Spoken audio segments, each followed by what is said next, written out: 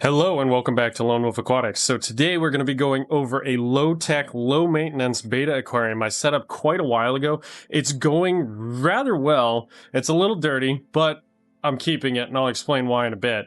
And it looks really well. It's growing really well. And I really just want to show you guys because it's just teeming with life, and it's been really fun to watch over the last few weeks. So, without further ado, let's get into it. All right, here we go, guys. It's the 10-gallon in the corner. I set this up quite a while ago, but it's just teeming with life and looking actually pretty good. There is a lot of mulm on the bottom. You can see just kind of around here. That's all the brown stuff.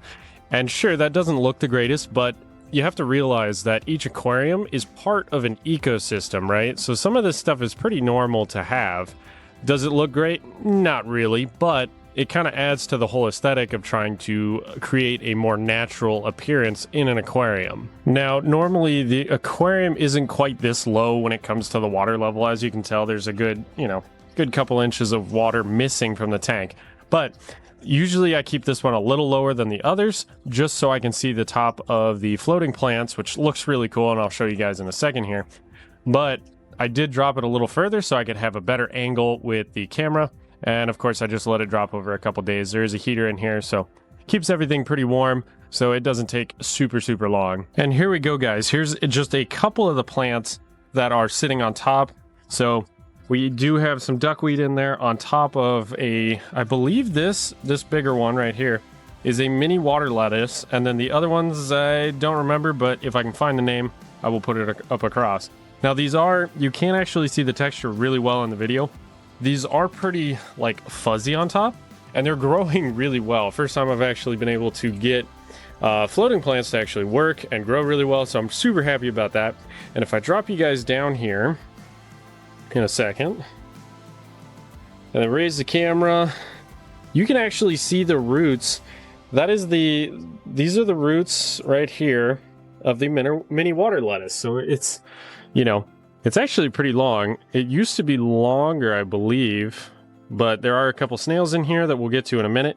But yeah, you can see all the different roots of each of the floating plants, which is just really cool in my opinion. So you can see all these guys right here. And again, the texture of these are just kind of fuzzy, so which I find super fascinating because I've yet to touch one, but they look pretty fuzzy and kind of soft in a way. So it adds a really cool texture to the top of the tank, and especially when the water level is a little lower, it really adds to the overall aesthetic of the tank because you get to see these plants just kind of suspended in the water.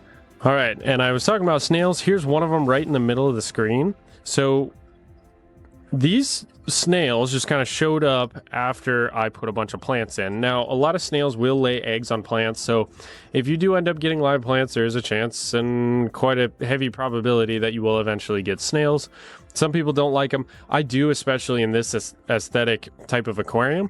It just really brings the whole tank in a big circle to me. There's a lot of different variety to the life as well as the plants, and I just think it's really cool. It adds to the aesthetic.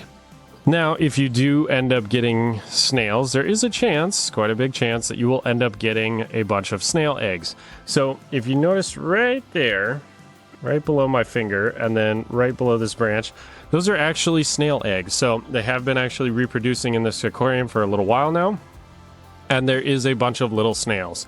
Now, there's a lot of food for them, so they're more likely to be prolific breeders and reproduce a whole lot faster. There's more dotted around the aquarium.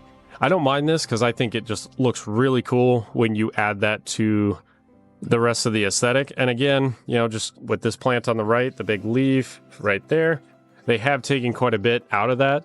But as long as you feed, the damage to the plants will be minimal. And again, everything else is growing rather well so far. Now, when I say low tech, it is actually low tech. There is, I think if you look right here, there's a little tiny lily pipe for CO2. I have not used CO2 in this aquarium for a very long time. I've just kind of left it because I didn't want to disturb all the plants when they were trying to first settle in. And so I've just kind of ignored it and haven't used it. And the CO2 is empty. So I was going to, and I was definitely planning on using CO2 in this, but everything started running so well, I was like, I'm not too worried about it. So it is low tech. It's just got a filter, a small heater that runs half the time, and then a light. So Now, over the last few months and weeks, I've really become a fan of the Cryptocurrenin Wendetti, however you say it, green. And they really like the water and the parameters that I have at my place. So I've really kind of become a fan of it because I really like the look and just how vibrant and green they are, as well as the the leaf shape. Now, I'm not going to forget the main occupant, which is a betta. A Halfmoon Plac betta that is just beautiful, rich with the blue color, as well as some red and orange, well, more peach, I guess, and some pink as well. Now, this guy's been living in here for quite a while. I've had him for a decent bit.